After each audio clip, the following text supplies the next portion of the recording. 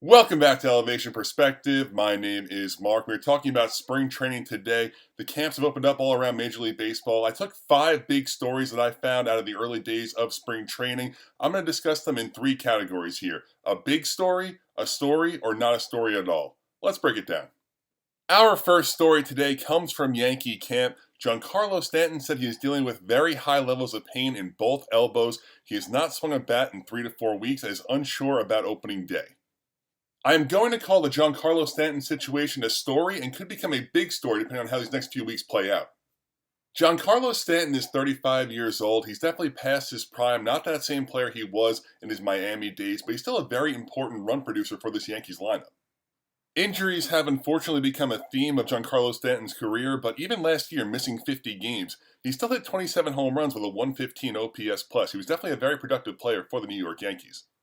Also important to mention here, Stanton was the best hitter on the Yankees in the postseason last year, hitting 7 home runs, carrying this Yankees lineup to an American League pennant. This Yankees lineup on paper already has its fair share of question marks as well heading into the season here. Of course, losing Juan Soto, replacing him with Paul Goldschmidt and Cody Bellinger. If Giancarlo Stanton is out for a significant period of time, this could be a real problem for the Yankees. For right now, we are just going to call the Stanton situation a story. It's only February 17th. Lots of injuries come out in the early goings of spring training, but something to watch for sure. Our next order of business here is from the Angels camp. Mike Trout moving to right field full-time. I'm going to say Mike Trout moving to right field full-time is not a story. Body-wise, keep me on the field.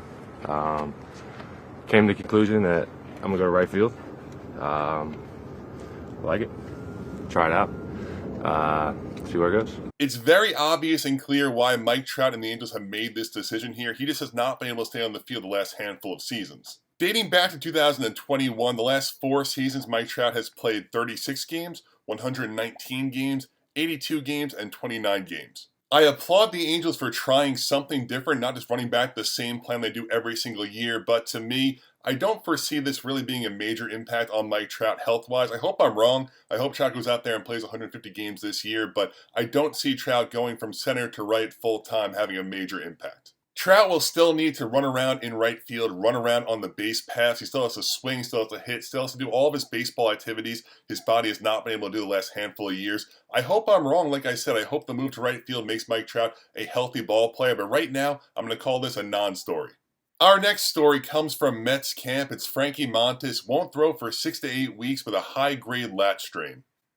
Injury report, Frankie Montas dealing with a lat strain. It's a high-grade lat strain.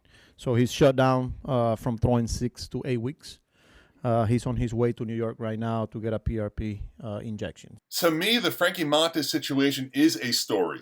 The Mets signed Frankie Montas this offseason to a 2-year, $34 million deal with a decent expectation of him contributing to this rotation. The reason why I call the Montas situation a story and not a big story is because the reality of the situation here is in 2024, Frankie Montas had a 4.84 ERA and a 1.37 WHIP.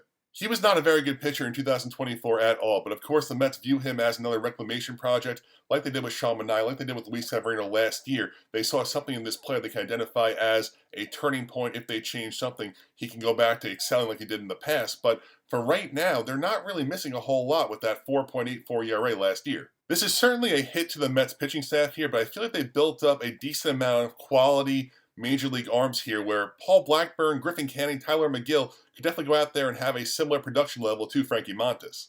If the Mets pitching rotation gets out of Port St. Lucie just losing Frankie Montas, I think it's totally fine. If this becomes a domino effect and more guys go down, definitely become more of a story. But right now, we'll call it a story and we'll see what's next for the New York Mets.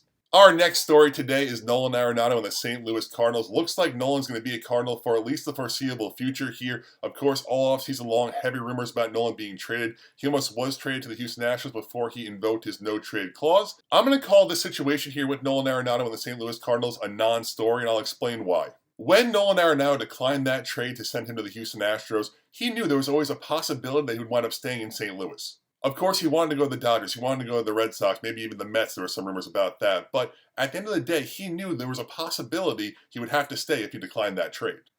I try not to get caught up into it too much. I really focus on just getting ready for the season, and that's about it. There was a lot of things going on. There was always there's a possibility of me getting traded, and there was a possibility of me coming back, and I'm back, and I'm ready to go play ball.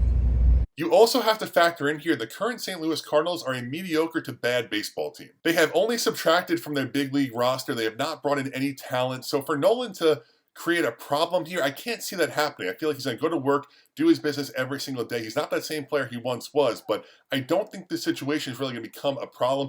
If anything, maybe even more motivation for Nolan to get back out there, show some flashes of that former player he used to be, hopefully get his trade value back up so the Cardinals can find a partner for him, and he can go to a team where he actually has a chance to win.